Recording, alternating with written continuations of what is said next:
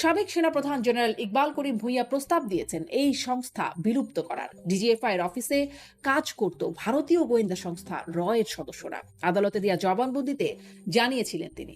এখন কোথায় সেই র এর সদস্যরা? কিভাবে চেনা যায় কারা র? এমন আরো স্পর্শকাতর বিষয় নিয়ে আলোচনায় আমার আজকের অতিথি ব্রিগেডিয়ার জেনারেল অবসরপ্রাপ্ত এটিএম জিয়াউল হাসান। আসসালামু আলাইকুম ম্যাডাম, অনেকদিন পরে আপনার সাথে দেখা হচ্ছে এই শোতে। অনেক ধন্যবাদ আপনাকে আমাকে আমন্ত্রণ জানানোর জন্য। আপনাকে অনেক ধন্যবাদ, আপনি সময় দিচ্ছেন, যুক্ত হয়েছেন।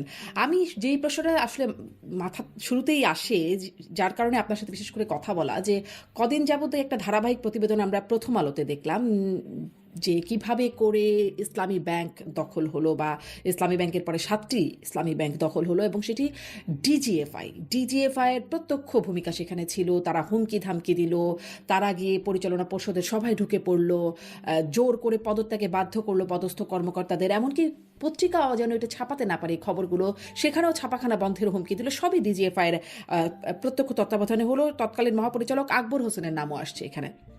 আসলে কি উদ্দেশ্য? ডিজিএফআই এর কি লাভ হলো এগুলো করে, বা ডিজিএফআই কেন এগুলোতে জড়িয়েছিল জানেন?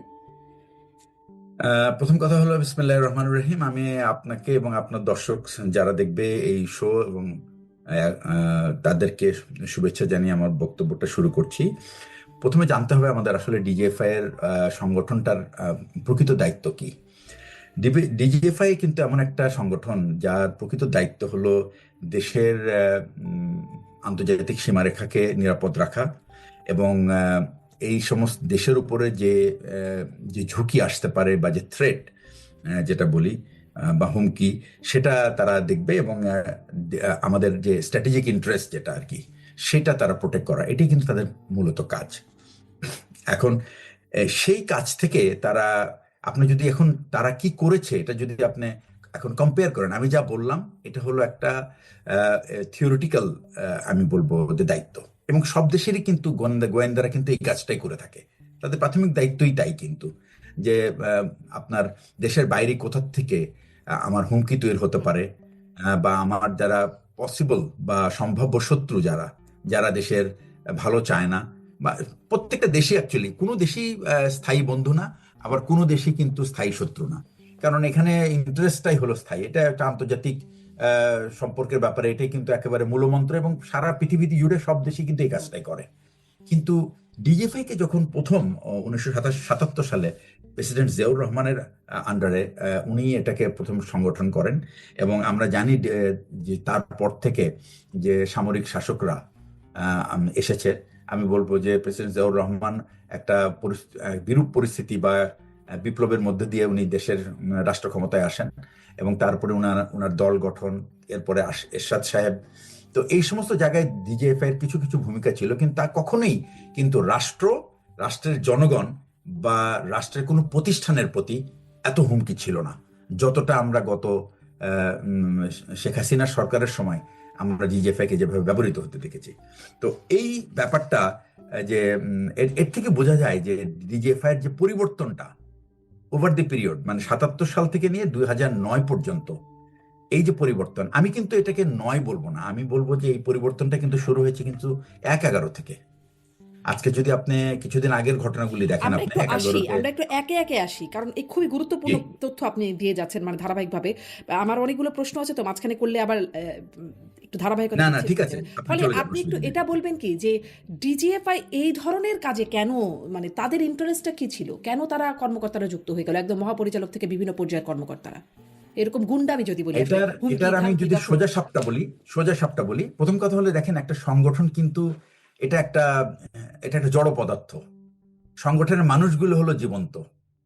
সুতরাং ওই সংগঠনটা কিন্তু সেই সুনাম বা দুর্নাম বহন করে সেই সংগঠনের মানুষরা কি আচরণ সেখানে করতে থাকে, তাদের ব্যবহার, তাদের যাদের যে কর্তব্য, তাদের যে লিখিত যে চার্টার অফ ডিউটি, সেটার বাইরে গিয়ে বা সেটার ভেতরে থেকে তারা কতটুকু কাজ করতে, এক। 2 নম্বর হচ্ছে দেশের আইন কানুনের প্রতি তারা কতটুকু শ্রদ্ধাশীল। আর 3 নম্বর হচ্ছে সেটা যে তাদের সেই মূল দায়িত্বগুলি, যে দেশের আপনার সীমারেখাকে প্রোটেক্ট করা। 2 নম্বর হচ্ছে যে দেশের যারা শত্রু, সেখান থেকে কোথা থেকে আমার সে হুমকি তৈরি হতে পারে তা। এবং দেশের স্ট্র্যাটেজিক ইন্টারেস্টটাকে বজায়, এই তিনটা কথা যদি মাথায় রাখে, তাহলে আপনি দেখবেন যে ডিজিএফআই যে আপনি প্রতিবেদনগুলি গত দুই দুই সপ্তাহ বা সপ্তাহখানেক ধরে দেখছি, এটা কিন্তু আমি নিজেও প্রথম কথা হলো একজন অবসরপ্রাপ্ত সামরিক কর্মকর্তা হিসেবে এবং একজন দেশের নাগরিক হিসেবে এটা আমার কাছে খুবই বিব্রতকর ছিল, এবং আমি নিজেকে ডিফেন্ড করতে পারছিলাম যে আমার ব্রাদার অফিসাররা এরকম একটা সংগঠন দেখেন, তারা কিন্তু কিন্তু কেউ এই যে নাই এখন। ব্রাদার অফিসাররা যে জড়িয়ে গেল সেই সময়, তখন কি আপনার এই বিষয়গুলো জানতেন না যেগুলো হচ্ছে? কারণ তখনও কিন্তু টুকটাক একটু ক্লু ছিল, পত্রিকাও আসতে হ্যাঁ, শুরু করেছিল। হ্যাঁ, জি। এখানে তখনও আমরা জানি, কিন্তু তখন কিন্তু বাংলাদেশের পরিস্থিতিটা তখন এমন ছিল যে তখন কোনো ব্যক্তি একমাত্র সরকারের যদি তার উপর ছায়া না থাকে, তাহলে সে তার নিরাপদ ছিল না। এবং এটা কিন্তু আমরা প্রথম দেখেছি যে আমাদের সেনাবাহিনীর বা সশস্ত্র বাহিনীর সদস্যরা তাদের নিজের বাহিনীর সদস্য দ্বারা নিগৃহীত হয়েছে শুধুমাত্র সত্য কথা বলার জন্য। তো এই যে ব্যাপারটা, এটা কিন্তু একটা বিরাট পরিবর্তন আমাদের পুরো সংগঠনের। তো সুতরাং আমি বলবো যে এই পরিবর্তনটা, এই যে আমি আপনাকে আগেই বলেছিলাম যে এই পরিবর্তনটা শুরু হয়েছিল কিন্তু ১/১১ থেকে। হুম। এখন প্রশ্ন আসতে পারে আপনার যে এটা কেন হলো, আপনি বলছেন যে কেন এই কাজগুলি করলো। এখানে দুটো জিনিস, একটা হলো খুব ব্যক্তিগত লোভ, আর ২ নম্বর হচ্ছে আপনার খুব শর্টকাটে উপরে উঠে যাওয়ার চিন্তা ভাবনা। দুটো স্বার্থ কি তাদের উদ্ধার হয়েছিল? অনেকের হয়েছে, সবার হয় নাই, অনেকেরই হয়েছে। এই যে ধরেন, আমি যদি এই দুইজন ডিজিএফআই মহাপরিচালকের নাম আসলো, এক হচ্ছে আকবর হোসেন আর একজন সাইফুল আবেদিন, তিনিও মানে এসআইবিএল ব্যাংক দখলের সময় কিভাবে গেছেন, কিভাবে হুমকি ধামকি দিয়েছেন সে খবর আসছে। এবং শুধু তাই না, সাবেক প্রধান বিচারপতি তিনিও তার বইতে বলছেন যে এই সাইফুল আবেদিনই তাকে হুমকি ধামকি দিয়েছেন পদত্যাগের জন্য, দেশ ছাড়ার জন্য ইত্যাদি। তো এই যে হুমকি ধামকি দেওয়ার কাজগুলো, এই দুজন মানে আরো হয়তো অনেকের নাম আছে, কিন্তু এনাদের নামে আমি দেখছিলাম এই ঘটনাগুলোর মধ্যে আছে। আচ্ছা, এখানে আমি এনারা একটু কেমন পেছনে অফিসার যেতে ছিলেন, হবে। আপনার ও, ব্রাদার অফিসাররা? প্রথম কথা হলো সাইফুল আবেদিন ছিলেন তার কোর্সের সোর্ড অফ অনার, এবং সাইফুল আবেদিনকে আমি কিন্তু ছাত্র হিসেবে পেয়েছি আচ্ছা। তার সামরিক জীবনে প্রথম দিকে, মানে ক্যাপ্টেন অবস্থায় আমি তার প্রশিক্ষক ছিলাম। এবং তখন সে কিন্তু অত্যন্ত প্রমিজিং অফিসার, খুবই আমি বলি চৌকস অফিসার ছিল, পেশাগতভাবে অত্যন্ত দক্ষ, বুদ্ধিমান। তার বেড়ে ওঠা ছাত্র জীবন থেকে নিয়ে শুরু করে সোর্ড অফ অনার পাওয়া এবং ইউনিট লাইফ, প্রত্যেকটা পোস্ট কমিশনিং প্রশিক্ষণ, কোনো নিঃসন্দেহে দে আর ওয়ান অফ দি বেস্ট। একইভাবে আকবর হোসেনও কিন্তু তাই ছিল, সেও প্রথম সোর্ড অফ অনার না হলেও সে প্রথম দিকের অফিসার এবং খুবই পেশাগতভাবে অত্যন্ত দক্ষ অফিসার। আচ্ছা, এখন প্রশ্নটা হচ্ছে যে তারা কেন এরকম করলো। এই জন্য আমি বারবার বলি যে ১/১১ ঘটনায় চলে যেতে হয় আমাদের। আচ্ছা। আর ১/১১ ব্যাপারে আপনি দেখবেন এখন দুজন সিনিয়র অফিসার এখন তারা রিমান্ডে আছে এবং আদালতের তত্ত্বাবধানে আছে। একজন হচ্ছেন লেফটেন্যান্ট জেনারেল মামুন খালেদ, আরেকজন হচ্ছেন লেফটেন্যান্ট জেনারেল মাসুদউদ্দিন চৌধুরী। হুম। এই দুজন কিন্তু ১/১১ যে এই যে সামরিক বাহিনীর আপনার বা জেনারেল মঈনের সমর্থনে যে তত্ত্বাবধায়ক সরকার এসেছিল, এটা ছিল একটা, আমি বলবো যে extra constitutional act by the military officer. এটা কোনোভাবেই সাংবিধানিকভাবে এটা তারা করতে পারে না। সুতরাং এই কাজটা যখন তারা করেছে, যখন আপনি একটা ভুল করেন, ওই ভুলটাকে কাভার করার জন্য কিন্তু আরো অনেক সিরিজ অফ মিস্টেক করতে থাকেন। তা আমি বলবো যে ধরেন সেই এই যে সিরিজ অফ অন্তর্বর্তী মিস্টেক, সরকার গঠন হলো, সেটাও তো এক্সট্রা কনস্টিটিউশনারি ছিল। এটা একটা বিপ্লবের পরে হয়েছে, কিন্তু ওটা কিন্তু বিপ্লব ছিল তখনও না। তো একটা বাস্তবতা ছিল। তখনও ধরেন যেভাবে করে না, একতরফা বাস্তবতা ছিল, নির্বাচনের কিন্তু এটা জন্য কিন্তু জোর করে বিপ্লবের প্রেসিডেন্ট পরিস্থিতি ছিল ইয়াজউদ্দিন না। আহমেদ যাচ্ছিলেন, তখনও তো একটা পরিস্থিতি অ্যারাইজ করেছিল, তখনও তো একটা ডক্ট্রিন অফ নেসেসিটি ছিল, কিছু তো একটা করতে হতো।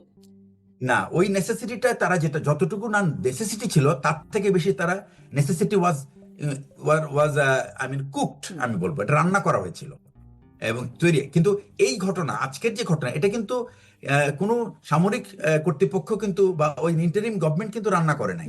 এটা কিন্তু ন্যাচারালি তৈরি হয়েছে over a period of time. আপনি দেখেন ১৫ বছর না, সেটাই একটা স্পষ্ট, মানে সেটাই আয়রন স্পষ্ট। ফিস্টে, হ্যাঁ। হ্যাঁ এটা। তারপরে সাধারণ ছাত্ররা, মানে এখানে কি ব্যাপারটা হলো কি যে আপনি যখন মানুষের অধিকার যখন হরণ করতে করতে এমন একটা পর্যায়ে চলে যান যে তখন আর কিন্তু আর কোনো কিছু আর ভয় করে না। তো আপনি সেই ভয়টা আপনি মানে মানুষের ভয় চলে গেছে এবং তারা এর শেষ দেখতে চায়, এরকম একটা অবস্থায় চলে গেছে। তাই এটাতে কিন্তু আপনার একজন দুইজন, মানে হাজার হাজার লাখ লাখ মানুষ এফেক্টেড ছিল, যার জন্য এটা ছিল বিপ্লব। এবং তাদের কিন্তু বিপ্লবের পরে দুই তিন দিন কিন্তু কোনো সরকার ছিল না, মানে কার্যত কোনো এবং এইরকম বিপ্লব কিন্তু বাংলাদেশের ইতিহাসে আর হয় নাই যে প্রধানমন্ত্রী, তার সমস্ত মন্ত্রিসভা, পুরো পার্লামেন্টের সদস্যরা, তো বিচারপতিরা, পুলিশের সদস্যরা, ৫-৭ জন সামরিক অফিসার, অনেক আমলারা একসাথে সব পালিয়ে চলে গেল। এরকম ঘটনা কিন্তু এমন অনেকে বলে যে মসজিদের ইমাম পর্যন্ত, ইসলামী কি বলে, ইসলামিক ফাউন্ডেশনের চেয়ারম্যান পর্যন্ত পালিয়ে চলে গেছে। তো এই যে ব্যাপারটা, না এটা পালালে কিন্তু যেভাবে আর পিটিয়ে মারা হচ্ছিল তাতে আসলে না পালিয়েও গতি কি, মানে সাধারণ অনেকে পালিয়ে গেছে, অপরাধীরা তো পালিয়েছে বটেই, সাধারণ অনেকেও আসলে যাদের মানে যে ভয়টা পেয়েছিল না পালিয়েই বা গতি কি ছিল। না, এই এই ২৪শে জুলাই কিন্তু আমি মনে করি যে কিছু, কারণ তাদের অপকর্মের বোঝাটা এত বড় ছিল যে তখন আর কিন্তু ১-১১-র ব্যাপারটা কিন্তু এরকম ছিল না। জি, ১-১১-র ব্যাপারটা কিন্তু নিশ্চয়ই। ছিল শুধুমাত্র একটা দুটো দলের মধ্যে মারামারি, এবং সেইটাকে পুঁজি করে মইনুল আহমেদ কিন্তু এই কাজ করলে, এবং এখানে আরো বিভিন্ন রকম আন্তর্জাতিক মহল জড়িত ছিল, এটা আমরা দেখেছি। আমি আবার ব্যক্তিগতভাবে এই আন্তর্জাতিক মহলের এই প্ররোচনা বা তাদের সাপোর্ট বা তাদের প্রভোকেশন, এগুলিকে আমি বিশ্বাস করতে চাই না। কেন চাই না? আমি মনে করি যে এটা থাকতে পারে, এটা এটা এটা সত্য, এটা থাকতে পারে, কিন্তু যিনি দেশের দায়িত্ব নেবেন তিনি যদি ওই আন্তর্জাতিক চাপের কাছে নতি স্বীকার করেন, তাহলে তার আর দায়িত্ব নেওয়া উচিত না। সুতরাং আমি বলবো যে যদি ওটা ওটা যদি সবচেয়ে বড় ভুল ছিল, এবং তখন কিন্তু মিলিটারির একটা বড় অংশ, অধিকাংশ আমি বলবো, তারা কিন্তু বিশেষ করে যারা দায়িত্বশীল পদে ছিলেন, তাদের অনেককেই কিন্তু জেনারেল মঈনকে এটার ব্যাপারে কিন্তু তাকে কিন্তু সতর্ক করেছিল যে এই এই এই যে কনস্টিটিউশনের বাইরে যে আমরা একটা কাজে যাচ্ছি, এইটার দায়ভার কে নেবে? কারণ একটা সময় এটা চলে যাবে, তখন একটা বেসামরিক সরকার আসবে, এবং তখন যদি তারা এটার জবাবদিহি শুরু করে বা এটার যদি তারা তদন্ত শুরু করে, তাহলে এটার দায়ভার কে নিবে? তখন কিন্তু তারা মোটামুটি, যখন একটা অ্যাকচুয়ালি এই ধরনের পদে থেকে যখন ভুল করতে থাকে, এবং তখন তারা মনে করে তারা অজেয়, তাদেরকে আর কেউ প্রশ্ন করার কেউ নাই। তো এই মনোভাবটা, এটা অ্যাকচুয়ালি যেমন আমলা এবং এই সামরিক আমলাদের ক্ষেত্রেও প্রযোজ্য, একইভাবে কিন্তু রাজনৈতিক নেতাদের জন্য, তারাও কিন্তু এরকমই ভাবতে থাকে যে আমাদেরকে কিন্তু আর কেউ পরাজিত করতে পারবে না, we are the final winner. তো বাংলাদেশের কনটেক্সটে এই মহাসত্যটা, সবচেয়ে মজার ব্যাপার হলো যেই ক্ষমতায় যায় সেইটা ভুলে যায়, এবং এই ভুলে না যেতে যদি যেদিন আমরা এটা ভুলে যাব না, সেদিনই আমরা বোধহয় আমরা একটা পরিপক্ক মানে রাজনৈতিক নেতৃত্ব পাবো। জি, তার আগে পর্যন্ত আমরা মানে আমি আমি মনে করি সমস্যাটা না যে নেতৃত্বের কম, ক্ষমতার বেশি, কারণ যেহেতু হ্যাঁ, তো ক্ষমতায় যাচ্ছে। বিকজ ওই ক্ষমতাটা তো আসলে নেতারাই নিচ্ছেন। নেতারা যখন ক্ষমতাটা পেয়ে যায়, তখন মনে করেন যে এটা তো আমি আর এটা বাঘের পিঠে চড়ে বসলাম, আচ্ছা, সুতরাং ব্যাগের পিঠে নামলে আর আমার তো অবস্থা খারাপ। তো সেই তো ১-১১ এই থেকে শুরু আমি হলো বলছিলেন, হ্যাঁ। হ্যাঁ, ১-১১-তে শুরু হয়েছে। কিভাবে শুরু হয়েছে দেখেন আপনি, সেখানে প্রথমে করা হলো কি, রাজনৈতিক নেতৃবৃন্দকে, সব দুই দলেরই, তাদেরকে ভিলিফাই করানো হলো, মানে তাদেরকে ভিলেন বানানো হলো। হ্যাঁ, তাদের অনেক দোষ ত্রুটি আছে, কোনো সন্দেহ নাই, দোষ থাকতে পারে। যদি দোষ ত্রুটি থাকেই, তাহলে তো দেশের আইন কানুন আছে, এবং আইন কানুন আছে। এটা আবার বলতে পারেন আপনি যে এই আইনের ফাঁক দিয়ে তো অনেকেই বের হয়ে চলে যাবে।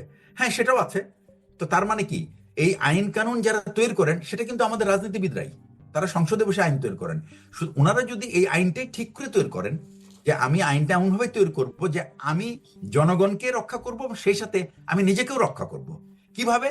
আমি আইনটা এমনভাবে তৈরি করি যেন সেই আইন দিয়ে, যেন সেই আইনের কারণে যেন আমি আমার বাউন্ডারির বাইরে যেন না চলে যাই, আমি যেন রেড লাইন ক্রস না করি। আইন কিন্তু আমরা দুই দিককেই, দুজনকেই কিন্তু রক্ষা করে, জনগণের অধিকারও রক্ষা করে, রাজনীতিবিদদেরও কিন্তু প্রোটেক্ট করে।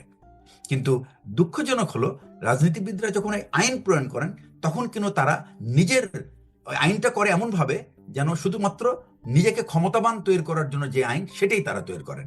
এবং এইটা কিন্তু আমরা কিন্তু এই এই ব্যাপারটা কিন্তু আমরা লক্ষ্য করেছি বেশ, আমি বলবো গত প্রথম অধিবেশনে কিন্তু আমরা এগুলি লক্ষ্য করেছি। তো এগুলি আর নতুন করে বলার কিছু নাই।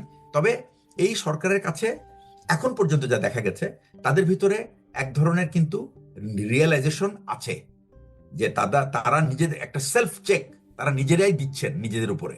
আমি মনে করি এই সেলফ চেক থেকেই তাদের সেই রিয়েলাইজেশন আসবে, এবং সেই ক্ষেত্রে তারা হয়তোবা ভালো কাজ করতে থাকবেন, বা ঠিক কাজগুলি, ভালো বলবো না, ঠিক কাজগুলি হয়তো করতে থাকবেন। তো ১/১১-তে যে প্রসঙ্গে আসি আমি, সেটা যে ১/১১-তে কি হলো, ওই ভিলিফাই করার জন্য একটা প্রজেক্ট হাতে নেওয়া হলো, যে সমস্ত রাজনীতিবিদদের, বিশেষ করে বিএনপি এবং আওয়ামী লীগ রাজনীতিবিদদের, তাদের যত দুর্নীতি, তাদের যত অপকর্ম আছে, সেগুলির একটা তালিকা তৈরি করা হলো।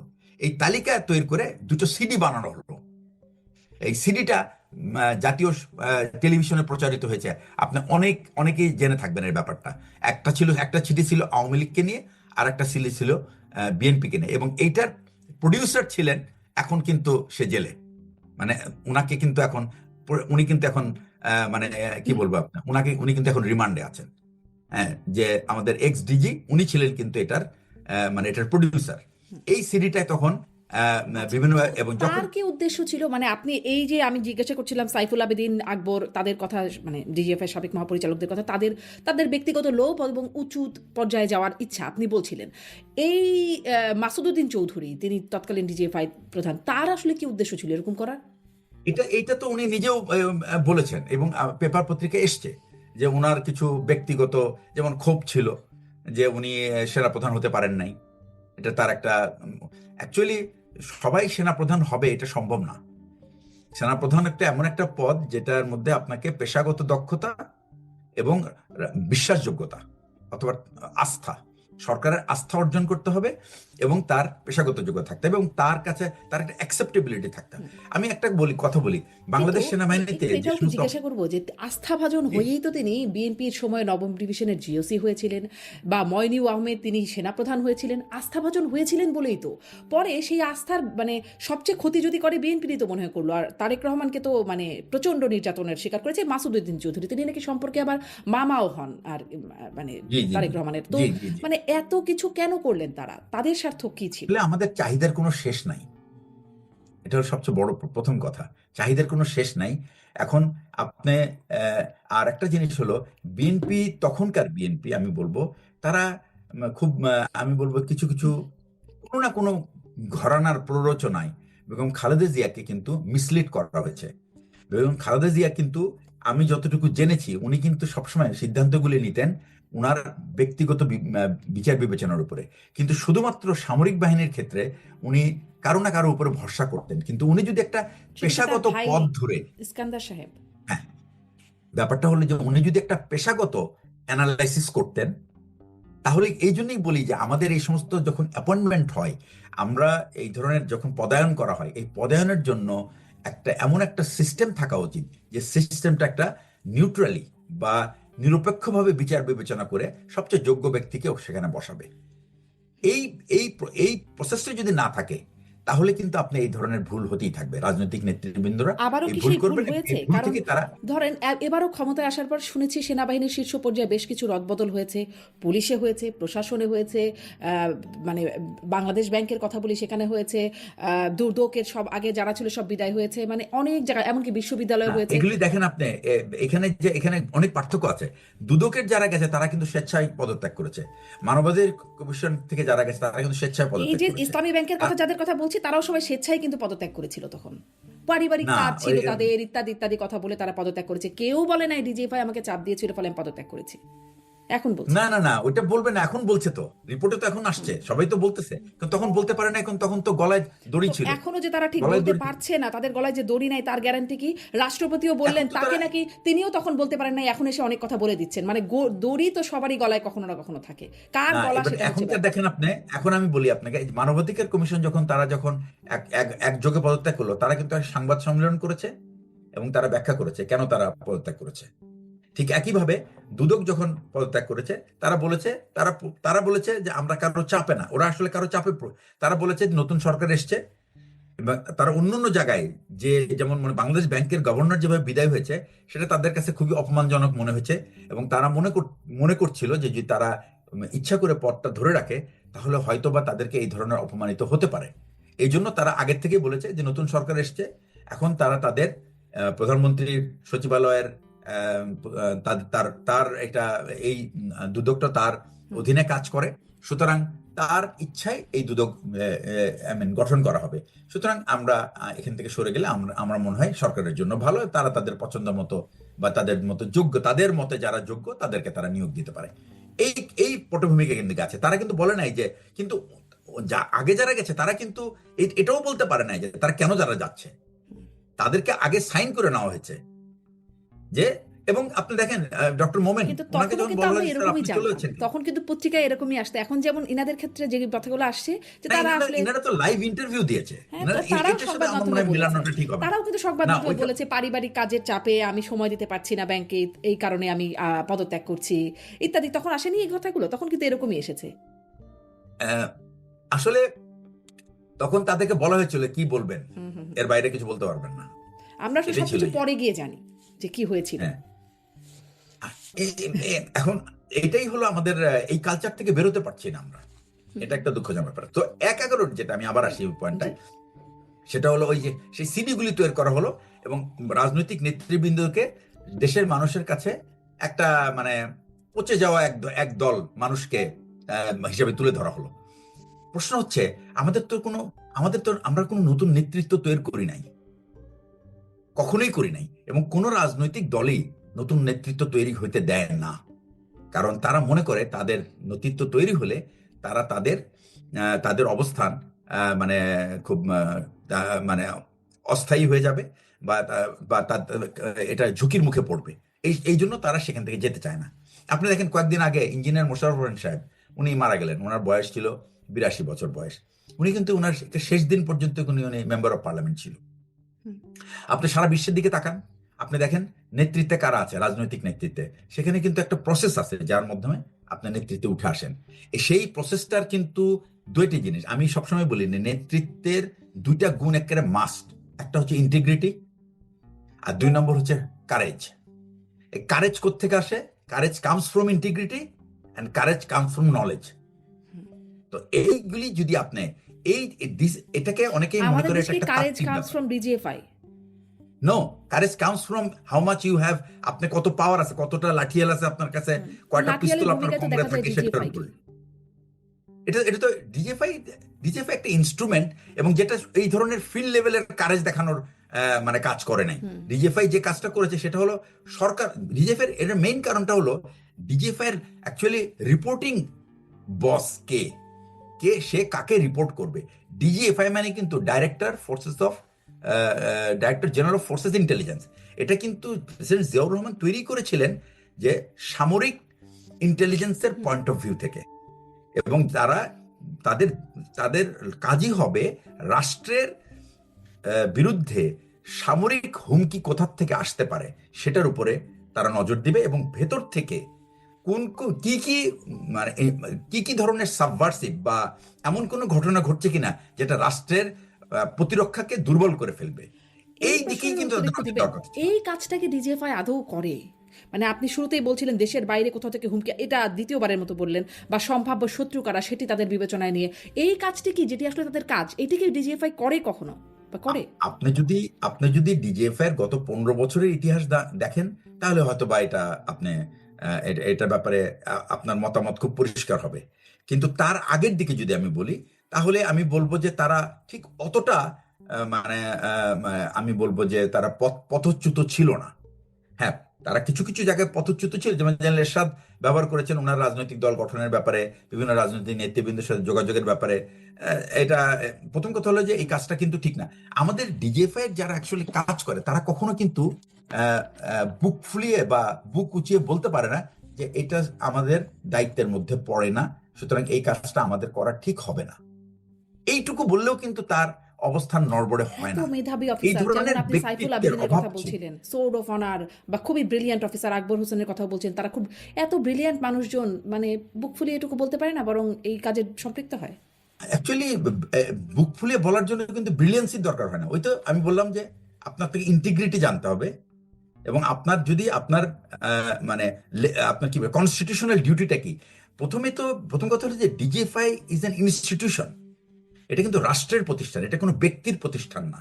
যখন এই প্রতিষ্ঠানটার যারা নেতৃত্ব দেয় তারা যখন নিজেদেরকে ব্যক্তির সার্ভিস মানে সার্ভিসের জন্য দেওয়া হয়েছে, এটা যখন তারা ভাবতে থাকেন তখন কিন্তু এই বিপদটা দাঁড়িয়ে যায়। বর্তমানের যে চেঞ্জটা, এই যে 5ই আগস্টের পরে যে চেঞ্জটা, এইখানে বেশ পরিবর্তন হয়েছে। এবং আমি জানি যে বর্তমানে যে নেতৃত্বে যারা আসছেন এই পরিবর্তনের পরে, তাদের ভিতরে এই ধরনের রিয়েলাইজেশন, আমি আমার ব্যক্তিগত ধারণা থেকে আমি জানি, যাদেরকে ব্যক্তিগতভাবে চিনি, তাদের যে মান, সেই মান এবং তাদের যে রিয়েলাইজেশন, এই দুটোকে যদি আমি এক জায়গায় করি, তাহলে আমরা হয়তোবা একটা বেটার ফিউচার এটা আমরা কি দেখতে আপনি যাচ্ছি। 5ই আগস্টের পর বলছেন নাকি 17ই ফেব্রুয়ারির পর, মানে গত নির্বাচনের পর? আমি 5ই আগস্টের পরেও বলবো কিছুটা পরিবর্তন এসেছে, আর 17ই ফেব্রুয়ারির পরে গুণগত পরিবর্তনের পথে, এটুকু বলবো। কারণ 5ই আগস্টের এটা পর আমার আমার ধারণা। অনুষ্ঠানেই অনেক নেতা কর্মীরা বলেছেন, মানে গণ অভ্যুত্থানে তারাও নাকি ডিজিএফআই নানান হুমকি ধামকি পেতে থাকতেন আর কি, ইত্যাদি। হ্যাঁ, আমি বলেছি আপনাকে যে ওই যে এটা তো একটা এটা একটা মেকানিজম ছিল। এই মেকানিজমটা কাকে কাকে ইনফ্লুয়েন্স করতো, সমস্যাটা হলো কি যে আপনি যখন একটা প্রতিষ্ঠানের তার যখন ট্র্যাডিশন চেঞ্জ করে ফেলেন আপনি, পরে যারা আসে তারা ওই ট্র্যাডিশনটাকে ফলো করার চেষ্টা করে। কেউ কিন্তু নেতৃত্বে যারা আসেন তাদের কিন্তু কাজ, আমি ফিল করি, তারা কিন্তু ফেরত এসে তাদের অবস্থান নেওয়ার পরে কিন্তু তাদের নিজেকে জিজ্ঞেস করা উচিত আমার কি দায়িত্ব হওয়া উচিত। সুতরাং সেই দায়িত্ব অনুযায়ী কিন্তু আমার পরিবর্তনগুলি সাধন করতে হবে। তো আমি যদি মনে করি, প্রথম কথা হলো যে ডিজিএফআই এমন একটা গোয়েন্দা সংস্থা, কিন্তু একটা রাষ্ট্রের প্রতিষ্ঠান, এবং এই প্রতিষ্ঠানটা শুধু রাষ্ট্রের জন্য না, এটা রাষ্ট্রের মানুষের আস্থা অর্জন করতে হয়। আপনি এই প্রতিষ্ঠানের সদস্যরা যখন ইতিপূর্বে, মানে গত 15 বছরে আমি দেখেছি যেটা, সেই প্রতিষ্ঠানের সদস্যরা যখন এই দেশের মানুষের স্বার্থের তাদের তাদের তাদেরকে রক্ষা না করে তাদের নিরাপত্তার জন্য হুমকি হয়ে দাঁড়ায়, তখন এটা একটা বিরাট গত তখন কিন্তু 15 এই বছর কেন প্রতিষ্ঠানটা বলছেন? আপনি তো সেই বললেন আস্থার, তত্ত্বাবধায়ক সরকার থেকে শুরু, মানে তারও আগে। তার মানে আমি মানে আমি আপনি বলছিলেন যে গত 15 বছর বলছেন কেন? কারণ আপনি তো বলছিলেন যে 15 তত্ত্বাবধায়ক বছর, সরকার হ্যাঁ, থেকে ওটা শুরু। অ্যাকচুয়ালি 2007 থেকে, এটা শুরু হয়েছে 2007 থেকে। বিকজ তারাই কিন্তু প্রভোক করেছে, ওই যে তখন যে লিডারশিপ ছিল তারা কিন্তু প্রভোক করেছে। এখন কারা আসে, তারা হলো এমন এক স্তর থেকে করেছে যে তারা মনে করতো যে এই স্তর থেকে হয়তো বা আমরা আগাইতে হলে আমাকে কিছু এক্সট্রা আমাদের পারফরমেন্স দেখাতে, এই যে সেটাই বলে, এটা হলো উচ্চাভিলাষী, মানে তার তার পার্সোনাল প্রোগ্রেস আর কি, নিজের পদোন্নতির জন্য তারা এই ধরনের কাজ করে থাকে। বাট এটা যে প্রতিষ্ঠান, যে এটার কারণে যে তারা যে দুর্নাম মানে কামাচ্ছে, এই ব্যাপারে কিন্তু তারা অতটা চিন্তিত না। সুতরাং তাদের অধীনে যে মেকানিজমটা আছে, সে পুরো মেকানিজমটাই কিন্তু তার জন্য কাজ করতে থাকে, যার ফলে পুরো প্রতিষ্ঠানের এই বদনামটা চলে এসছে। অ্যাকচুয়ালি প্রতিষ্ঠান কিন্তু কখনো ভালো, বা আমি আগেও বলেছি এটা, যে প্রতিষ্ঠান ভালো বা খারাপ এটা নির্ভর করে কিন্তু প্রতিষ্ঠানে যারা কাজ করে তাদের কর্মকাণ্ডের উপরে। সুতরাং আমরা প্রতিষ্ঠানকে এখন আমরা প্রায় ধরেন, দেখি, মানে যেমন এখানে কিছুদিন আমার আগে প্রশ্ন, শেখ হাসিনার সময় যারা কাজ করলো বা আওয়ামী লীগ সরকারের সময় যারা, তারা তাদের মানে তাদের সেই জায়গাটা প্রশ্নবিদ্ধ। কারণ তারা আসলে প্রতিষ্ঠানে যুক্ত হয়ে যেই কথাগুলো এখন উঠে আসে আকবর হোসেন, সাইফুল আবেদিন সাহেবদের সম্পর্কে, তাতে বোঝা যাচ্ছে তাদের অবস্থান প্রশ্নবিদ্ধ।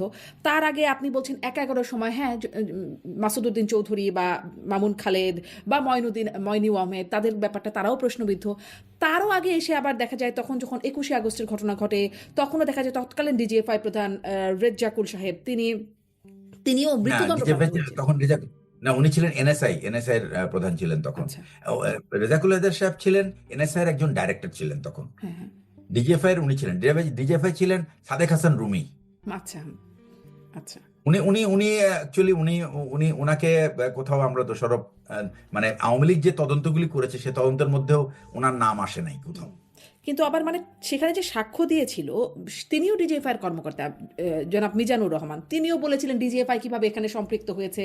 মানে এখন যেভাবে সাক্ষ্য দিচ্ছে, তখনও সাক্ষ্য এসেছিল ডিজিএফআই কিভাবে সম্পৃক্ত হয়েছে এই কাজগুলো। এই জন্যই আমি বলছি যে এই যে এটা আসছে কোত্থেকে, আপনি দেখেন এটা আসছে কোত্থেকে, এটা আসছে কিন্তু সেই প্রেসিডেন্ট এরশাদের ইনভলভমেন্ট, সে ডিজিএফআই কে যেভাবে ইনভলভ করে, প্রেসিডেন্ট জিয়াউর রহমান কিন্তু ডিজিএফআই কিভাবে ইনভলভ করেন নাই, যার ফলে প্রেসিডেন্ট জিয়াউর রহমানের মৃত্যুর পরে কিন্তু ডিজিএফআই এর উপরে কোনো ঝড়ঝাপটা আসে নাই, বা ডিজিএফআই কে কিন্তু দায়ী করা হয় না কোনো ব্যাপারে।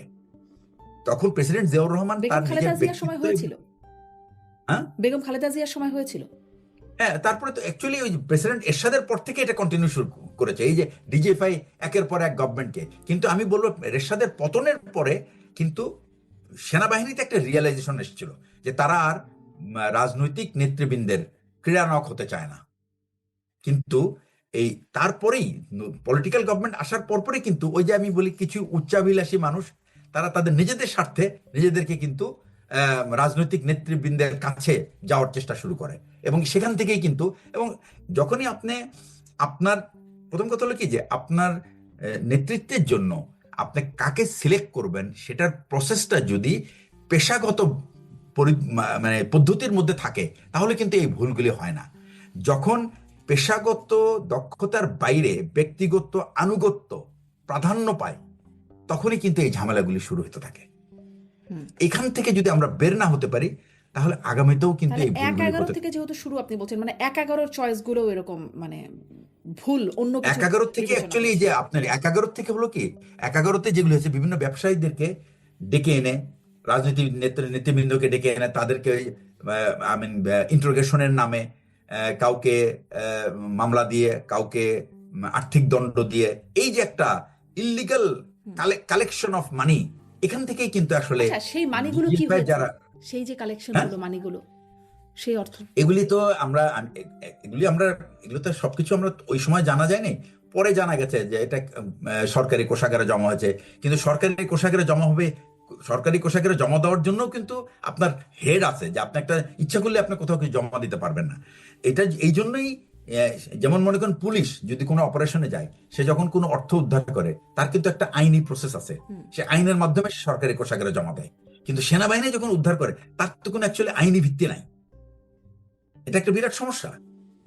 সুতরাং তাকে কিন্তু আবার সেই পুলিশের কাছে যেতে হয়, এবং তখন তাকে একটা গল্প সাজাইতে হয় যেটা এই টাকা কোথা থেকে পেলো বা কিভাবে। এবং যতক্ষণ পর্যন্ত এটা পুলিশের কাছে না যাবে ততক্ষণ তো এটা এটা এটা তো খুবই একটা ঝুঁকিপূর্ণ তহবিল, এটা যে কেউ সরায় ফেলতে পারে। এবং আমরা এটা সত্য মিথ্যা জানি না, তবে এই ধরনের অনেক ঘটনা আমি মুখরোচক গল্প হিসেবে বিভিন্ন সময় আমরা শুনেছি। বাট এটার আমি বলবো যে সত্যতা যাচাই করা আমার পক্ষে সম্ভব না। সত্যতা যাচাই করা আসলে সম্ভব কিভাবে? কত কিন্তু টাকা কিন্তু এটার বিশ্বাসযোগ্যতা থাকতেও পারে, থাকতেও পারে। কারণ যারা ভুক্তভোগী তারা বলেছেন কার কার দ্বারা তারা নিগৃহীত হয়েছেন। আচ্ছা, হ্যাঁ। এখন ধরেন এই যে হুমকি ধামকির কথাগুলো এখন যেটা আসছে তা যে এখন দেন আমি আপনার কথা বলি একটা জিনিস, এই এই এই এই জায়গাটা আমি বলি। 11-র সময় যখন এটা হলো তখন কিন্তু আওয়ামী লীগ দেখলো যে আরে ডিজিএফআই তো এমন একটা অ্যাপারেটাস যাকে দিয়ে আমি মানুষজনকে দমন করতে পারি, কাউকে ভীতি দিতে পারি, তাকে তার কাছ থেকে অর্থ কামানো যায়, তাকে জেলে ভরা যায়, যা খুশি করা যায়। এই তখন থেকেই কিন্তু এই 2009 থেকে কিন্তু এই মানে এম্পাওয়ারমেন্ট। এখন এই এম্পাওয়ারমেন্টের আবার একটা মজার ব্যাপার আছে, সেটা হচ্ছে যে এইখানে আমাদের একজন সিনিয়র অফিসার যিনি এখন পলাতক, উনি এক প্রথম ডিজিএফআই, উনি এটার মধ্যে উনাকে প্রমোশন দিয়ে এখানে নিয়ে আসা হলো। আসার পরপরই কিন্তু উনি যেহেতু 1-11-র ফর্মুলাটা জানতেন, সুতরাং তাকে দিয়ে অ্যাকচুয়ালি যাত্রাটা শুরু। এবং তখন উনি যখন ডিজি হলেন তখন এই সাইফুল আবেদিনকে তার স্টাফ অফিসার হিসেবে নিয়ে গেলেন। কারণ এই স্টাফ সাইফুল আবেদিন এবং উনি দুজনে মিলেই ওই 1-11-র সময় যে উনি ছিলেন চিফ কোঅর্ডিনেটর এই সমস্ত পলিটিক্যাল লিডারদের বিরুদ্ধে কেস সাজানোর, দুর্নীতির মামলা সাজানোর যে আর্কিটেক্ট, এটা উনি ছিলেন। সুতরাং উনি যখন ডিজিএফআই হলেন উনি কি করলেন, আওয়ামী লীগের বাক্সটা বন্ধ করে দিলেন যে এটা নিয়ে আর কথাবার্তা হবে না, কারণ আওয়ামী লীগ ক্ষমতায় আসছে। এখন উনি বিএনপির বাক্স খুললেন এবং বিএনপির যত যা আছে বিএনপির সাথে কানেক্টেড এভরিবডি ওয়াজ এফেক্টেড। এর থেকে ব্যবসায়ী বলেন, ব্যাংকার বলেন, রাজনীতিবিদ বলেন, রাজনৈতিক কর্মী বলেন, কেউ এর থেকে বাদ নেই, এবং প্রধানমন্ত্রী খালেদা জিয়ার পরিবারের সদস্য বিন্দু। এবং আমি বলবো যে তার যে দুই সন্তানের বিরুদ্ধে যে 5ই অভিযোগ, আগস্টের পরে কি ওইভাবেই কিছু একটা হয়েছে যে এখন যেহেতু তারা বিতাড়িত পলাতক, না অতএব না তাদের এটা হয় নাই, ব্যবসাটা এটা হয় নাই, না এটা হয় নাই। এইখানেই চেঞ্জটা, পরিবর্তনটা এইখানেই, যে তারা ওই বিজেএফআই এর ওইখান থেকে শিক্ষা নিয়ে 5ই আগস্টে এই পরিবর্তনটা এসেছে, এবং তারা আর কোন রকম পাবলিক কোন অ্যাক্টিভিটিজে তারা নিজেদেরকে ইনভলভ করতো না। কিন্তু করতো তো। তারা ওই যে যেটা হুমকি করবে ধামকি এখন যে দিত অভিযোগ যেটা, নেতাদেরকে, সেটাও তো শুনতাম না। নেতারা অন্তত বলতেন, অনেকেই তো বলেছেন যে ডিজিএফআই থেকে তারা আমি বলবো যে সেই যে একটা খুব ধ্বংসাত্মক যে একটা অবস্থা ছিল, মানে 15 বছরের, সেখান থেকে একটা দ্রুত কিছু সরে এসছে। কিন্তু এটা সম্পূর্ণ আমি বলবো ত্রুটিমুক্ত হয় নাই তখনও। এই ত্রুটি মুক্তির প্রসেসটা এখনই কিন্তু অ্যাকচুয়ালি সময় দেখার, যে নতুন যে নেতৃত্ব আসলো যারা এই গোয়েন্দা সংগঠনের, তারা নিজেদেরকে কিভাবে শুধরে নেয়। এটার জন্য আমাদের এটা তো অ্যাকচুয়ালি এই 15 বছরের যে জঞ্জাল, এই জঞ্জাল কিন্তু আপনি একদিনে শেষ হবে না। এখানে অনেক গবেষণা করতে হবে তাদের নিজেদের মধ্যে। আমি আরেকটা কথা বলি আপনাকে, সেনাবাহিনী এমন একটা প্রতিষ্ঠান, আমরা খুব ইয়াং অফিসে ছিলাম, আমরা কিন্তু দেখেছি যে আমাদের প্রতিষ্ঠানে যে আমরা যে একেবারে ত্রুটিমুক্ত তা কিন্তু না, আমাদেরও কিন্তু অনেক ভুল ত্রুটি আছে। কিন্তু সেনাবাহিনীর একটা স্বভাবসুলভ ভাব ছিল যে তারা তাদের নিজেদের ত্রুটি বের করার জন্য তাদের একটা পদ্ধতি আছে, এবং তারা কিন্তু এটা অফিসিয়ালি করে। এবং আমি বলবো যে আমাদের সবসময় দেখবেন যে কোনো ধরনের দুর্ঘটনা হলেই বা ঘটনা হলেই তদন্ত আদালত হয়, এবং এই তদন্ত আদালত কিন্তু মোটামুটি আমি বলবো যে আহ, আমি বলবো যে 90% তারা চেষ্টা করে যেটা নিরপেক্ষ থাকতে, এবং সত্যিকার অর্থে দোষী ব্যক্তি তারা বের করার পরে আমাদের পেশাগতভাবে কিন্তু শাস্তি দেওয়ার পদ্ধতি আছে, এবং সেই পদ্ধতি অনুযায়ী তারা শাস্তিপ্রাপ্ত হয়। এবং যে ভুল ত্রুটি কি কারণে এই ভুলগুলি হলো, যারা ডাইরেক্টলি ইনভলভ না থাকলেও তাদেরকে কিন্তু সেই কমান্ড রেসপন্সিবিলিটি যেটা বলি আমরা, সেই রেসপন্সিবিলিটির কারণ তারা কিন্তু প্যানালাইজড হয়। এবং তারা দেখা গেছে এই সমস্ত কারণে অনেক ভালো ভালো অফিসারের আপনার ক্যারিয়ার মুখ থুবড়ে পড়ে গেছে মাঝপথে, এই সমস্ত তাদের উদাসীনতার কারণে। সুতরাং সেনাবাহিনীর যে ভিতরে যে প্রসেসটা, এই প্রসেসটা কিন্তু সেই সবসময় প্রসেসটা চালু কি ছিল, কিন্তু সব সময় চালু ছিল? আমি মাঝখানে বলি কখন আপনাকে, থেকে সেই প্রসেসটা গেল সেটি জানার জন্য আমি আরেকটা এটা একটু এটা একটু সেটা আমি প্রশ্ন সেটা অ্যাড করে দিই, একটু প্রশ্ন অ্যাড করে দিই। জি ধরেন বলেন। একটা ঘটনা মনে পড়লো, তনু হত্যাকাণ্ড কুমিল্লা সেনানিবাসে। তারপরে কি সেনাবাহিনী এরকম কিছু করেছিল? কারণ তারপরে আমরা কিন্তু না, কিছুই জানি এই এই এই- এই- এটাই প্রমাণ করে যে ওই যে আমি যেটা বললাম যে এই যে অবক্ষয়, যেটা এই অবক্ষয়ের কারণ কিন্তু তনু হত্যার সত্যিকার হত্যাকাণ্ডের তথ্য উদ্ঘাটন না করা এবং এটাকে চেপে যাওয়া, এটা হলো তার একটা প্রমাণ। তনু হত্যার চেপে যাওয়া, এবং এই যে একটা মেয়ে, সে একটা তার নির্যাতনের শিকার হয়ে মারা গেল, এটার জন্য প্রথম কথা হলো একটা জীবন গেছে, এক। দুই নম্বর হচ্ছে একটা একটা ইয়াং মেয়ে, তার জীবনের অনেক স্বপ্ন ছিল, সেটাকে কিন্তু ধূলিসাৎ করে দেওয়া হয়েছে। এবং এটা কিন্তু একটা সংগঠনের, আমি বলবো যে তার ভাবমূর্তির উপর একটা বিরাট আঁচড়। এই ঘটনার যদি সত্যিকার বিচার হতো, তাহলে সংগঠনের ভাবমূর্তি উজ্জ্বল হতো, কিন্তু তা না করে এটাকে চাপিয়ে দেওয়াটা একটা বিরাট ভুল হয়েছে, যেটার পরিণাম এখন আমরা ভুগছি। এই যে চেপে অর্থাৎ যাওয়াটা বিশাল এখন ভুল হয়েছে। আমরা শুনলাম যে অবশ্যই আমরা শুনলাম এই যে যখন এই মানে অভ্যুত্থান পরবর্তী সরকারের সময় যখন বড় বড় সেনা কর্মকর্তাদের আদালতে নেওয়া হলো, তখন আমান আজমি, ব্রিগেডিয়ার জেনারেল আমান আজমি, তিনি তার কাছে নাকি মানে তিনি একটা সাক্ষাৎকারে বলেছেন তার কাছে সেনাপ্রধান ওয়াকারুজ্জামান গিয়েছিলেন এবং অনুরোধ করেছিলেন এই অফিসারদেরকে আদালতে না তুলতে, এমন অনুরোধ মানে তিনি করেছিলেন। এখানেও কি চেপে যাওয়ার কোনো প্রসেস ছিল? আমার কথা হচ্ছে যে এটা ব্রিগেডিয়ার আমান আজমি যে বক্তব্য দিয়েছেন ওটা আমরা শুনেছি। আমি যদি সেনাপ্রধান যদি ওনার কাছে, প্রথম কথা হলো যে এটা কিন্তু আমি ব্যক্তিগতভাবে, এটা আমার ধারণা, সেনাপ্রধান তার কাছে যেটাই করুক না কেন, it should not be coming to public, এবং এখানের মধ্যে বীরত্বেরও কিছু নাই। সেনাপ্রধান যদি তাকে কিছু বলে থাকে, তার নিশ্চয়ই তার একটা বিচার আচার আছে যে কারণে উনি বলেছেন, কারণ উনি একটা সংগঠন চালান, হি ইজ এন ইনস্টিটিউশন, এটা মনে রাখতে হবে। উনি ভুল করলে এটার দায়ভার সংগঠনের উপরে পড়বে, এটা ঠিক, কিন্তু ওনার ভুলগুলি কিন্তু, বা এটা কি ভুল নাকি এটার ওনার একটা এটা কি ওনার উনি বাধ্য হয়েছেন কোনো গ্রেটার কারণে, এটা কিন্তু ওনার জায়গায় না বসলে কিন্তু অন্য কেউ বুঝবে না এটা। আমি টেবিলের আর এক প্রান্ত থেকে আমি ওয়াকারুজ্জামানের চোখ দেখতে পাবো না। ওয়াকারুজ্জামান সাহেব উনি ওনার চোখ দিয়ে যা দেখেন, আমি কিন্তু তা দেখি না। সুতরাং আমি অনেক কিছুই বলতে পারি, এরকম লাখো মানুষ অনেক কিছু বলতে পারে, বাট যখন উনি যে চেয়ারে বসে আছেন সেখান থেকে উনি কি করতে হবে এটার যুক্তি তার থেকে, কারণ সে তো আরো অনেক তথ্য তার কাছে আছে, আমার কাছে তো তার নাই। ওনার কাছে অনেক কম্পালশন আছে, ওনার দায়িত্ব ছিল যে তাহলে কি আপনার মনে হচ্ছে যে দেশের সেই ভিতরে তথ্যটা স্থিতিশীলতা রাখা। জেনারেল মানে ব্রিগেডিয়ার জেনারেল আমান আজমি তিনি যখন পাবলিকে আনেন, এটা অনুচিত হয়েছে? অবশ্যই এটা অনুচিত আমি মনে করি। আচ্ছা, আমি এটাকে উচিত মনে করি না, এটা principally ethically it is not correct. Because কি করছেন উনি, উনি কিন্তু একটা সেনাপ্রধানকে কিন্তু মানে আপনার অবনমিত করলেন। সেনাপ্রধান ইজ নট ইন্ডিভিজুয়াল ওয়াকার, এটার প্রতিষ্ঠান, এবং উনি এটার মধ্যে বীরত্বের কিছু নাই। সেনাপ্রধান আমাকে রিকোয়েস্ট করেছে, আমি তার কথা মানি নাই, এখানে বীরত্বের কিছু নাই। কিন্তু এটা বলাটার মধ্যে আমার মনে করি যে এটা ওনাকে ছোট করা হয়েছে এটা ব্যাপারে।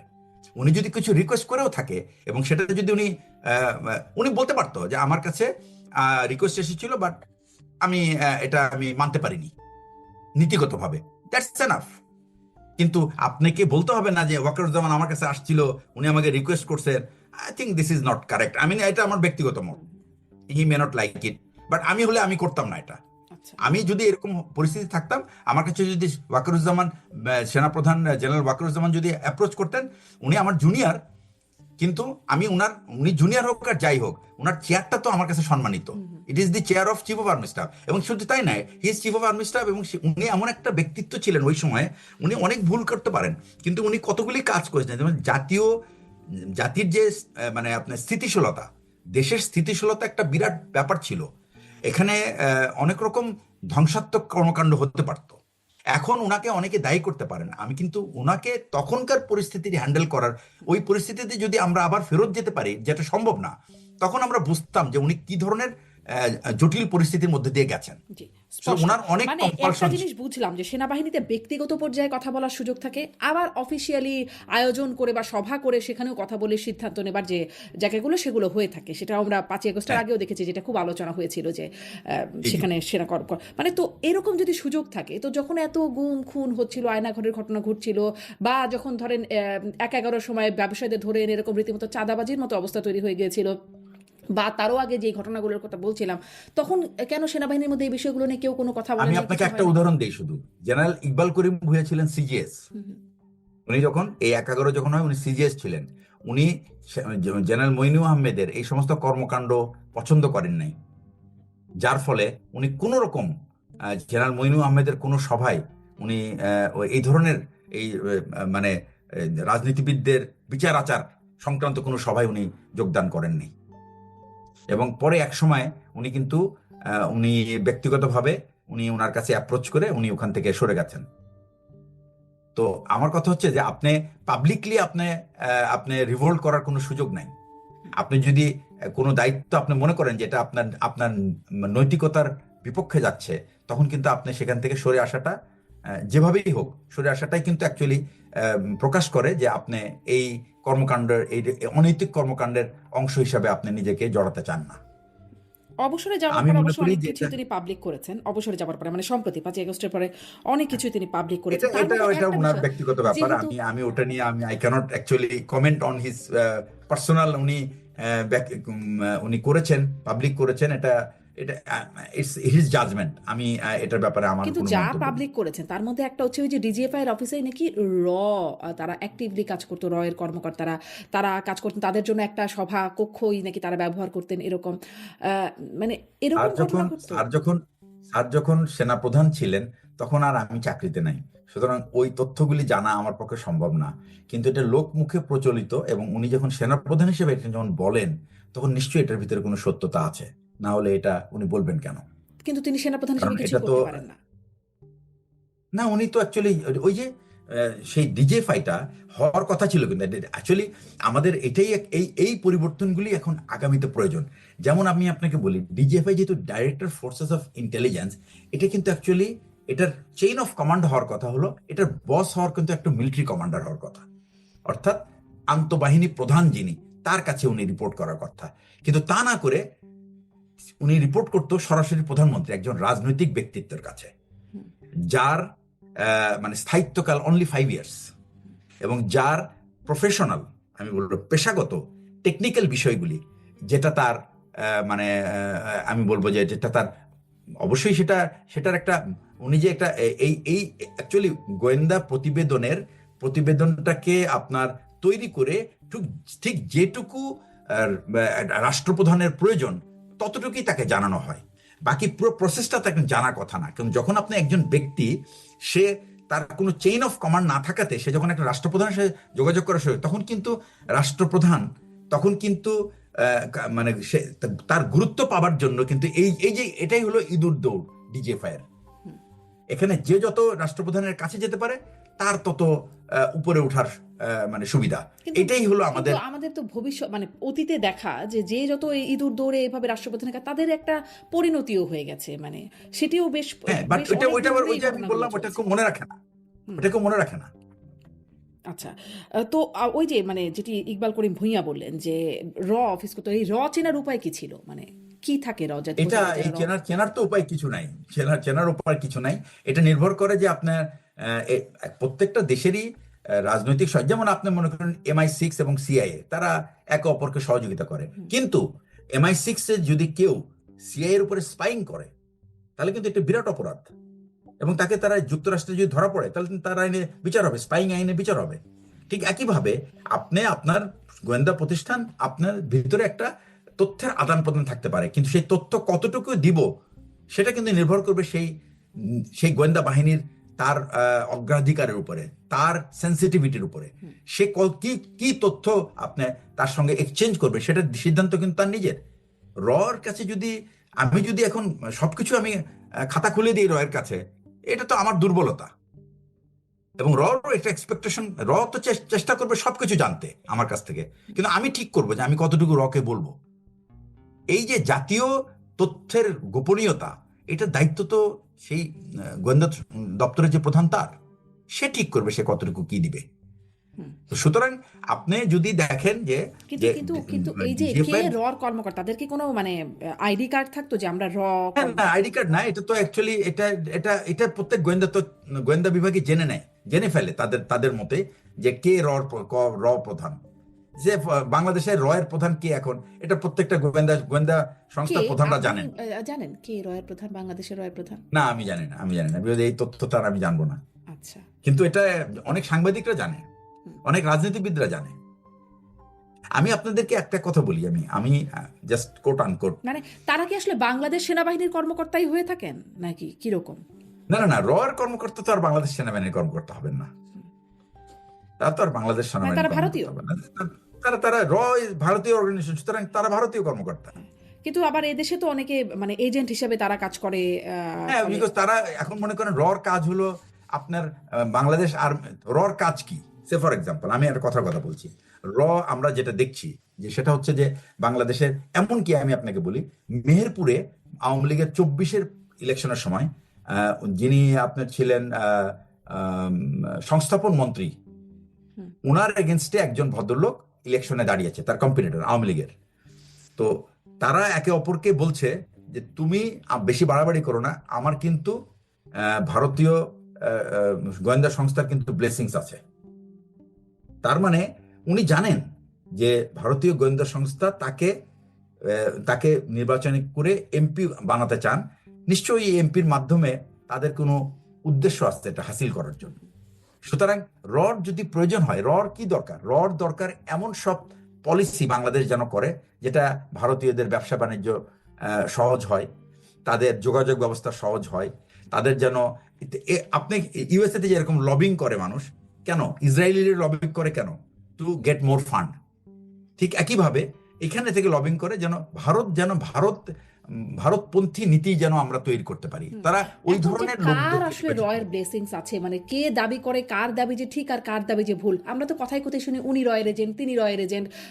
মাঝে মাঝে মানে কি আমরা নির্ভর করে সে কি কথা বলে তার উপরে, তার আচার আচরণ, ওটাই তার ম্যানিফেস্টেশন। আচার আচরণ পছন্দ না হলেই একরকম রয়ের এজেন্ট না, আচার আচরণ পছন্দ না, সে দেখবেন যে আপনার মানে ভারত, সে ফর এক্সাম্পল আপনার কাঁটাতারের, এই যে ভারতে কাঁটাতারের বেড়া দিচ্ছে, তারা বললো যে 45 দিনের মধ্যে বিএসএফ কাঁটাতারের বেড়া শেষ করবে। বাংলাদেশ কিন্তু কাঁটাতারের বেড়া, এটা একটা বাংলাদেশের জন্য একটা অপমানজনক আমি বলবো ব্যবস্থা। কেন? কারণ এর মাধ্যমে তারা সারা বিশ্বকে দেখাতে চায় যে আমরা এমন এক জাতি, আমরা কর্মের খোঁজে বা কোনো কারণে আমরা রাইট রাস্তা না ফলো করে আমরা একটা ভুল রাস্তা দিয়ে ভারতে অনুপ্রবেশ করতে চাই। আসলে যদি আপনি চিন্তা করেন গত 15 বছরের বা তার আগে বাংলাদেশের যে হিউম্যান ডেভেলপমেন্ট ইন্ডেক্স, এই ইন্ডেক্সের কিন্তু কোনোভাবেই প্রমাণ করে না যে বাংলাদেশের মানুষ কাজের সন্ধানে ইন্ডিয়াতে যাইতে হবে।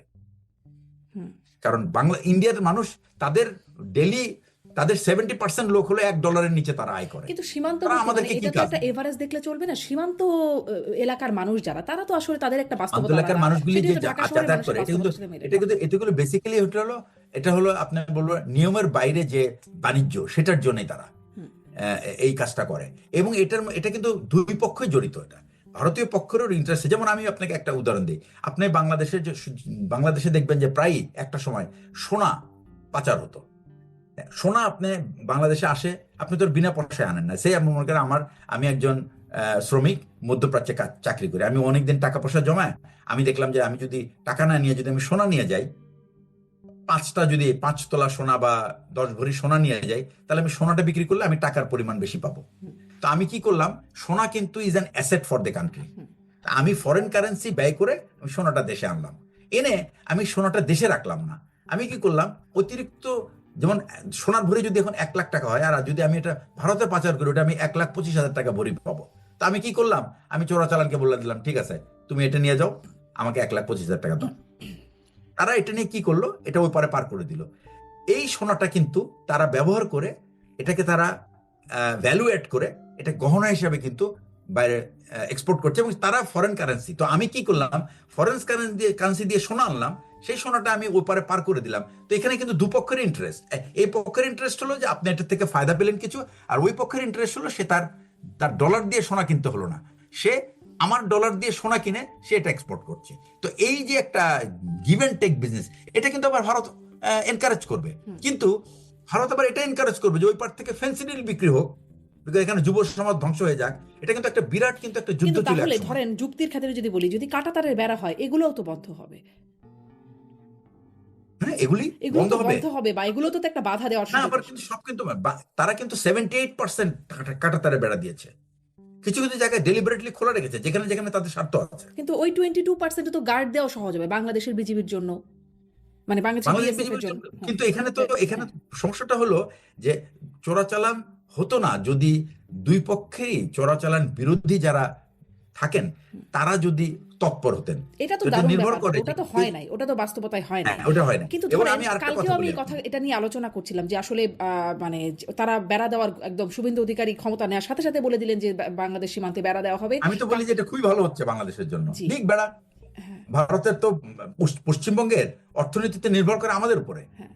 এবং আমরা দেখেছি 5ই আগস্টের পরে কি ধরনের আকাল পড়ে গেছে সেখানে। দোকানপাট বন্ধ, ব্যবসা বাণিজ্য, হোটেল বন্ধ হয়ে গেছে, রুগী নাই। তো আসলেই ধরেন, আসলেই মানে একদম যদি ফেয়ার জাজমেন্ট করি, আপনার কাছে জানতে চাই, তাদের পয়সায় তারা সীমান্তে, তাদের সীমান্ত যদি বেড়া দিয়ে রাখে, আমাদের ক্ষতি আছে?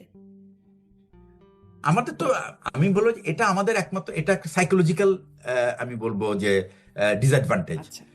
আমি মনে করি না যে কোনো ফিজিক্যাল, হ্যাঁ ক্ষতি তখন হবে যদি সে জিরো লাইনে এসে বাউন্ডারিটা দেয়। নিশ্চয়ই। কারণ সীমান্তের জিরো লাইনের 150 গজের ভিতরে তুমি বাউন্ডারি দাও, কিন্তু কেউ আপনাকে মানা করবে না। হ্যাঁ, কিছু কিছু ছোটখাটো ব্যাপার আছে, যেমন একই ফ্যামিলির, আমাদের তো সীমান্তটা এমন ভাবে যে ছড়ানো ছিটানো, যে এক গ্রামের মাঝখান দিয়ে সীমান্ত চলে গেছে, এই গ্রামের একটা বাড়ি পড়েছে বাংলাদেশে, আর একটা বাড়ি পড়েছে ভারতের মধ্যে। সেই সমস্ত সামাজিক যে ডিফিকাল্টিস গুলো সেটা আছে, কিন্তু ওভারঅল সেটা হলো আন্তর্জাতিকভাবে আপনি বাংলাদেশকে, আর ওরা যে কারণে ওরা দেয় সেটা হচ্ছে যে আমরা মুসলিম টেরোরিস্ট এই কথা বলে। তো সুতরাং আপনাকে দুইটা ট্যাগ দিচ্ছে, একটা হচ্ছে যে আপনি একটা টেরোরিস্ট কান্ট্রি, 2 নম্বর হচ্ছে যে আপনি আপনার হিউম্যান কোয়ালিটি ভারতের মানুষের থেকে কম, এটাই প্রমাণ করা, অর্থাৎ আপনাকে জাতি হিসেবে নিচু দেখানো। এটা একটা আত্মসম্মানের জাতি হিসেবে তো আমরা এটা অ্যাকসেপ্ট করতে পারি না। এবং আমি সেই সাথে বলবো যে এখন যে যে ভারতে যখন এই ধরনের হত্যাকাণ্ড অ্যাকসেপ্ট চলে, করতে না পেরে আমরা কি করব? আমরা আমাদেরকে নিজেদেরকে পরিবর্তন করার চেষ্টা করব সামাজিকভাবে। এটা আমরা যদি আসলে আমাদের যদি কর্মস্থান আমরা এখানে তৈরি করতে পারি ভালো, তাহলে আমরা কেন ওপারে যাব? এই যে রিয়াকশনটা হচ্ছে, যে কাঁটাতারের বেড়ার ঘোষণার সাথে বাংলাদেশে যে রিয়াকশন হচ্ছে, ধরেন আমাদের মাননীয় স্বরাষ্ট্রমন্ত্রী তিনি বলছেন যে, ও আচ্ছা, রয়্যাল এজেন্টের কথা যেটি আলোচনা আসলে বলা হয়, তিনিও নাকি রয়্যাল এজেন্ট, তাকেও মানে শিলং সালাউদ্দিন একটা নাম দেওয়া হয়েছে।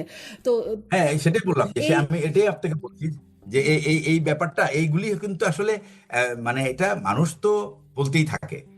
প্রশ্নটা হচ্ছে উনি তো ওনার কর্মকাণ্ড দিয়ে প্রমাণ করবেন যে হি ইজ নট। এখন কে যে এটা ঠিক তার বলে আর কে যে ভুল বলে, বলে যারা তারাও গুরুত্বপূর্ণ মানুষ, এমন না যে তারা খুব ফেলনা মানুষ। অতএব কে যে ঠিক বলছে এটা বোঝা তো একটা খুবই না, এটা দুঃসহ ঠিক, ব্যাপার। এটা আমি মানি। তবে আমি মনে করি যে রাজনীতিবিদরা লুজ কথা বলা ঠিক না, তারা তাদের অবস্থানটা বুঝে কথা বলা উচিত। কারণ নিশ্চয়ই। তাদের দিকে তারা তো স্ট্যান্ডার্ড বেয়ারার দেশের। রাজনৈতিক নেতারা তাদের কর্মকাণ্ড বা তাদের চাল চলন সেটা কিন্তু বাকি মানুষের জন্য একটা উদাহরণ। তারা যদি সেটা নিজেদেরকে সেটা প্রমাণ না করতে পারে, তাহলে তো তার আমি মনে করি যে তা তো সে বটেই, কিন্তু খুবই শুধুমাত্র আমাদের দেশের যে ব্যাপারটা আছে সেটা হলো এটা মাঠের বক্তব্য, না, আমাদের মাঠের দেশে আর ঘরের এটা বক্তব্য। রাজনৈতিক বক্তব্য বললেই মনে হয় এটা মিথ্যা কথা বা এটা একটা ভুয়া কথা, কথার কথা বাট এই যে এরকম। এটা কিন্তু এটা জানেন আপনি এটা কত বড় ক্ষতিকর। এই জন্যই রাজনীতিবিদরা মানুষের কাছে কিন্তু বিশ্বাসী হয়ে উঠতে পারে না, এবং রাজনীতিবিদরা যখন অবিশ্বাসী হয় তখন তার উপর তো আস্থা রাখা মুশকিল, ঠিক আছে না? এটাই। ধরেন ধরেন সাংবাদিকরা যদি কেউ কাউকে, রাজনীতিবিদদের কাউকে চোর বাটপার ইত্যাদি বলে, তাহলে হয়তো তার বিরুদ্ধে মামলা হতে পারে মানহানির।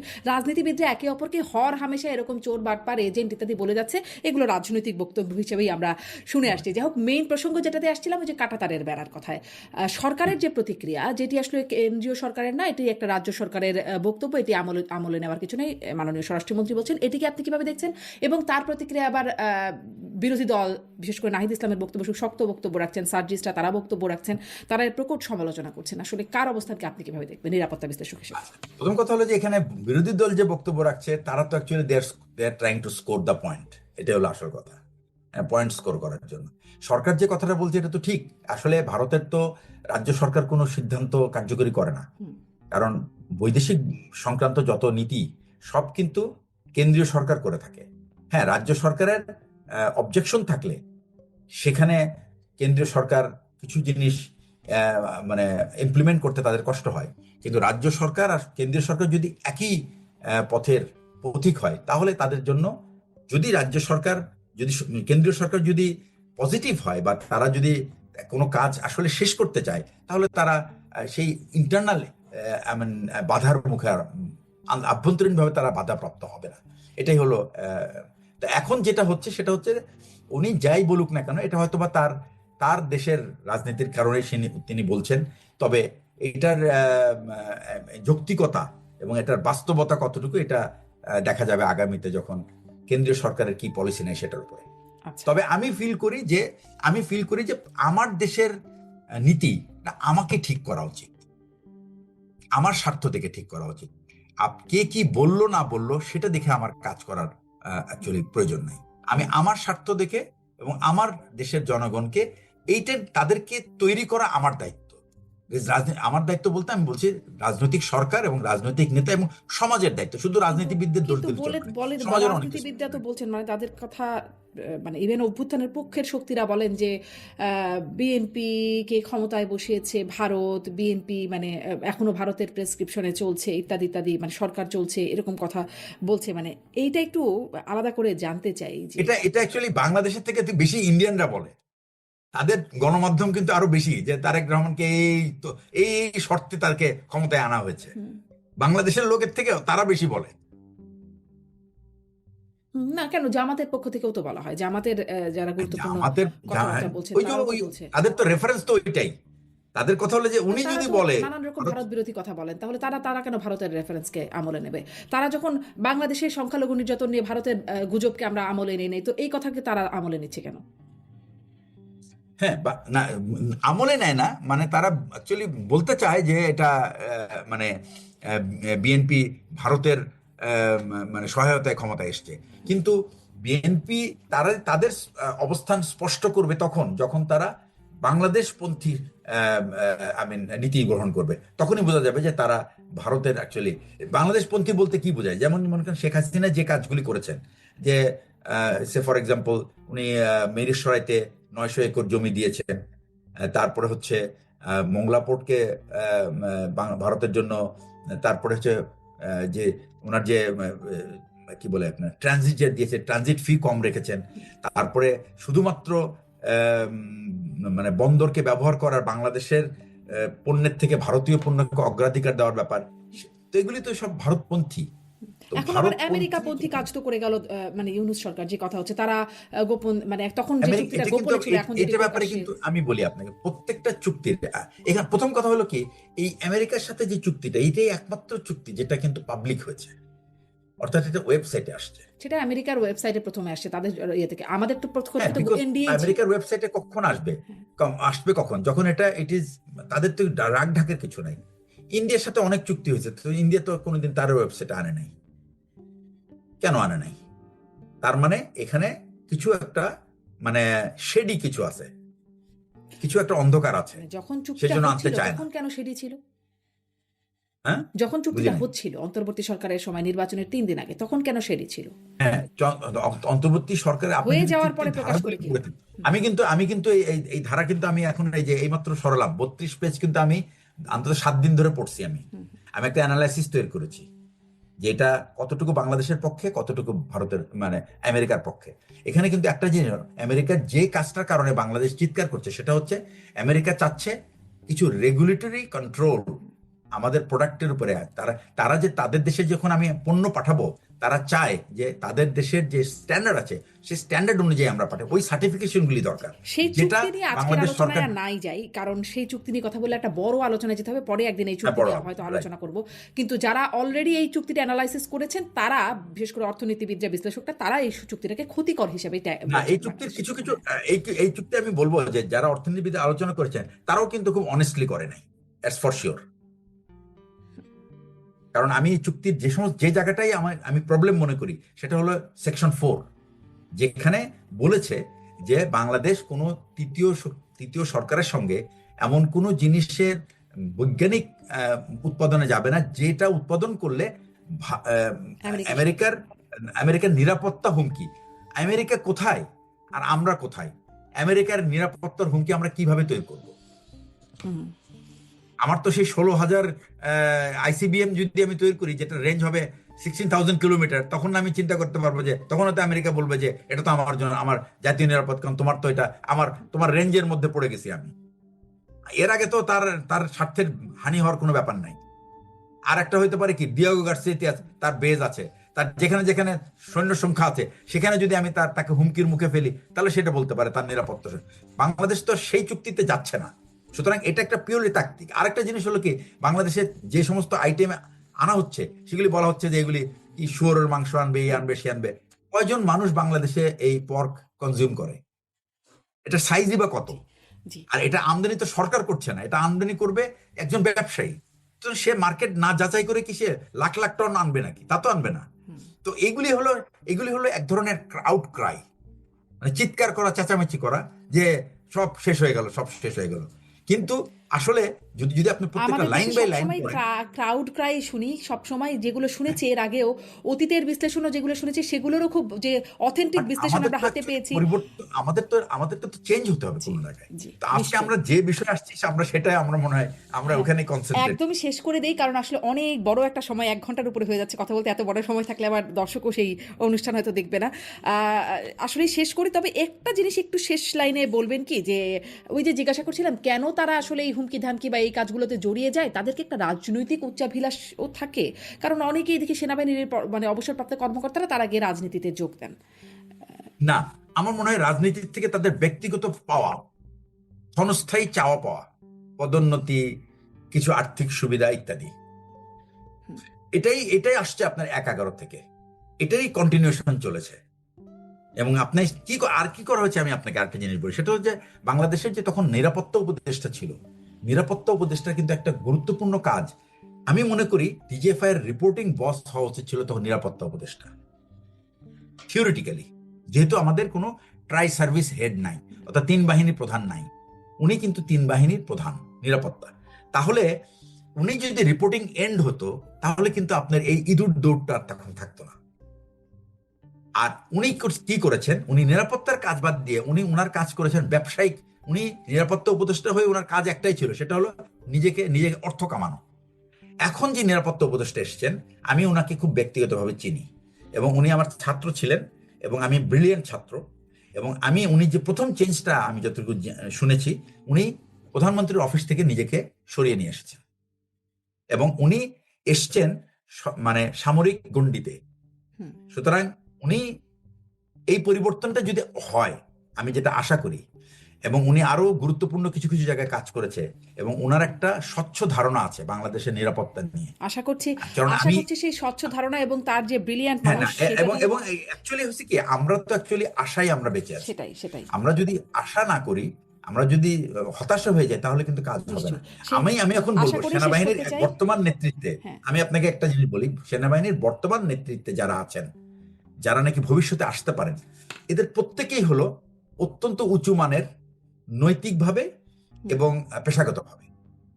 এবং আমি মনে করি তারা এই ভুলগুলি আর করবে না যে ভুলগুলি অতীতে হয়েছে। আর অতীতে 2 নম্বর হচ্ছে, অতীতেও যেহেতু আমরা রাজনৈতিক ওরকমই আশা সরকার, করতাম যে তারা এই ভুল করবে না, না তারাও খুব না না, ব্রিলিয়ান্ট এটা অফিসার, ডিফারেন্স আছে, ব্রিলিয়ান্ট অফিসাররা ব্রিলিয়ান্ট ডিফারেন্স আছে। ওয়েতে আপনি ক্ষতি করছেন পরে দেখা যাচ্ছে। না না, আমি একটা বলি আপনাকে, এখন ডিফারেন্সটা কি, 5ই আগস্টের পরের কিন্তু বিএনপি কিন্তু আওয়ামী লীগের মতো আচরণ করতে পারবে না।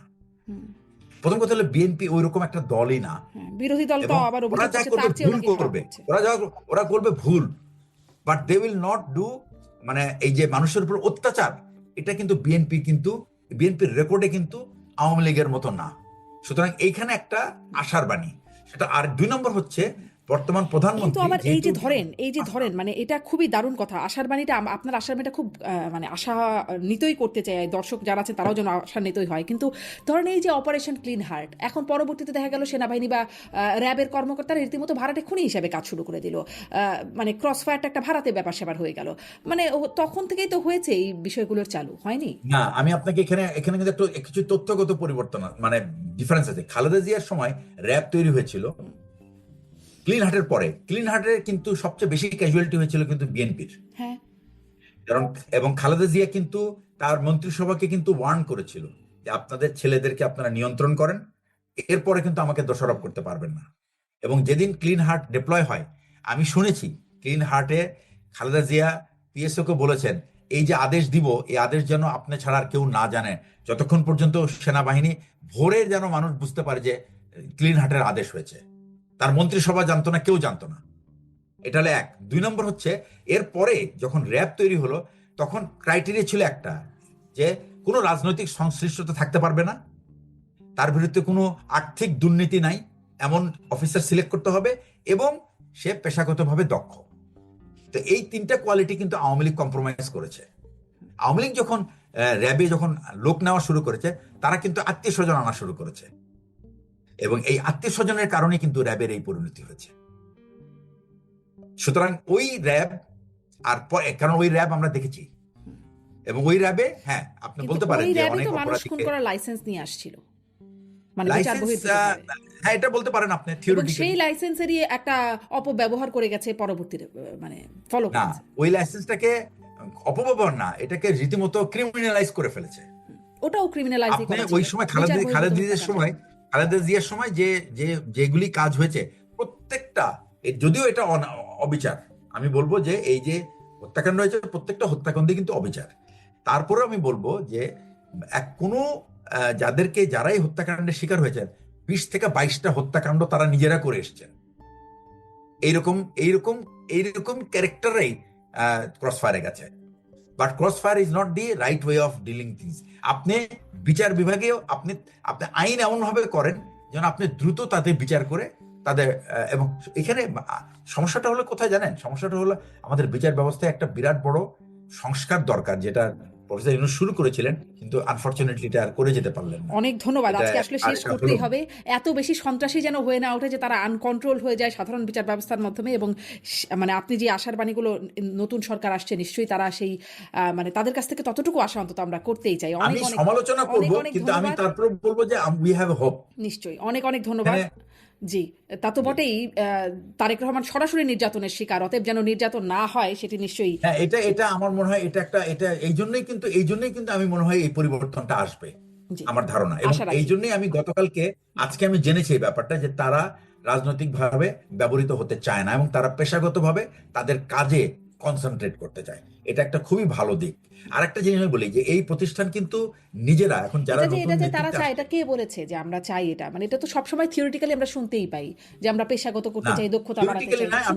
আমি এই জন্যই বললাম, আমি শুনি নাই আমরা রাজনৈতিকভাবে ব্যবহৃত হতে চাই। আমি আপনাকে সোর্স ডিসক্লোজ করছি না, বাট এটাই হলো সরকার প্রধানের ইচ্ছা।